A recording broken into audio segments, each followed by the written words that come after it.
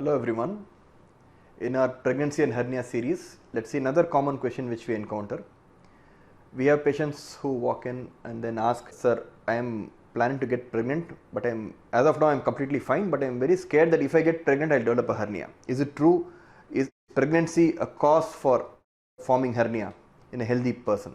So the answer is, pregnancy is not a very common risk factor for forming a hernia.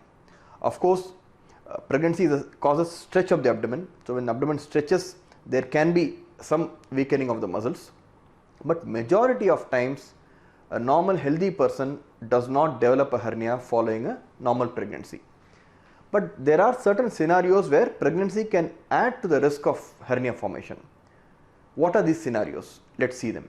Number one, when the patient already has an existing small hernia, especially a belly button hernia, if there is a very small defect which the patient has not noticed, and if the lady gets pregnant, pregnancy can, because of the stretch, increase the size of the defect or the hole, and the hernia can appear during the or after the pregnancy.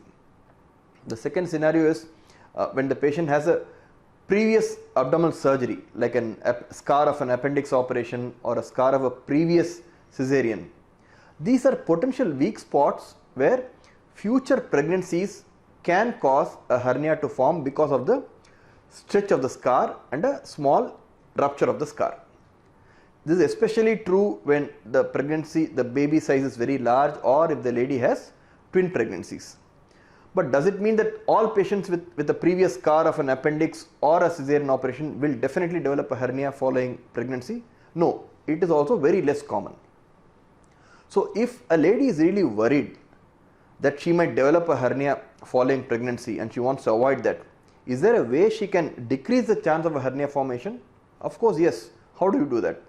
Number one, prior to getting pregnancy, a good muscle tone is always useful because it can withstand the stretch of the pregnancy.